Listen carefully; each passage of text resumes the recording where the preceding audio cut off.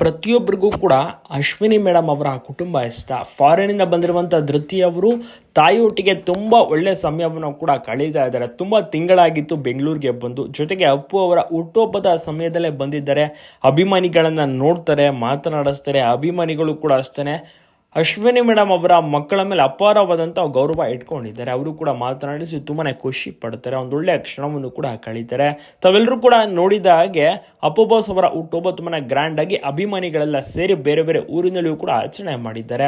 ತುಂಬಾ ಚೆನ್ನಾಗಿರುವಂಥ ಒಂದು ರೆಸ್ಪಾನ್ಸ್ ಅಂತ ಅಪ್ಪುಗೆ ಸಿಕ್ಕಿರುವಂಥದ್ದು. ಸಿನಿಮಾ ಕೂಡ ಚೆನ್ನಾಗಿ ಓಡ್ತಾ ಇದೆ.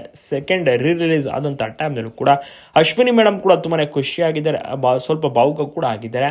ಮಗಳನ್ನ ಹಗ್ ಮಾಡ್ತಾರೆ, ಮುದ್ದಾಡ್ತಾರೆ. ಯಾಕೆಂದ್ರೆ ತುಂಬಾ ತಿಂಗಳ ಬಳಿಕ ಬಂದಿರುವಂಥದ್ದು, ಡೈರೆಕ್ಟ್ ಆಗಿ ನೋಡಿರುವಂಥದ್ದು. ಧೃತಿಯವರಿಗೂ ಕೂಡ ಖುಷಿ ಇದೆ. ಈ ಒಂದು ಜಾಗಕ್ಕೆ ಮನೆಗೆ ಬಂದು ಸಮಯವನ್ನ ತಂಗಿಯೊಟ್ಟಿಗೂ ಕೂಡ ಕಳೀತಾ ಇದ್ದಾರೆ. ವಂದಿತಾ ಮತ್ತೆ ಧೃತಿ ಅವರ ಒಂದು ಒಳನಾಟ ಬಾಂಧವ್ಯ ತುಂಬಾನೇ ಚೆನ್ನಾಗಿದೆ. ಅಪ್ಪು ಬಾಸ್ನ ತುಂಬಾನೇ ಮಿಸ್ ಮಾಡ್ಕೊಳ್ತಾರೆ. 4 ವರ್ಷಗಳಾಯಿತು ಅಪ್ಪು ಅವರು ನಮ್ಮನ್ನೆಲ್ಲ ಬಿಟ್ಟೋಗಿ. ಬರ್ತ್ಡೇನು ಕೂಡ ಆಚರಣೆ ಮಾಡಿ ಕೇಕನ್ನು ಕೂಡ ಕಟ್ ಮಾಡಿದ್ದಾರೆ. ಮತ್ತೆ ಕೇಕನ್ನು ಕೂಡ ಸಮಾಧಿ ಮುಂದೆ ಇಟ್ಟು ಪೂಜೆ ನಮಸ್ಕಾರವನ್ನು ಕೂಡ ಮಾಡಿದ್ದಾರೆ. ಅಪ್ಪಗೆ ಇಷ್ಟವಾಗುವಂಥ ಫೇವರೇಟ್ ಅಡುಗೆಗಳನ್ನೆಲ್ಲ ಇಟ್ಟಿದ್ದಾರೆ. ತುಂಬ ಜನ ಸಾಗರ ಅಂತಲೇ ಹೇಳ್ಬೋದು.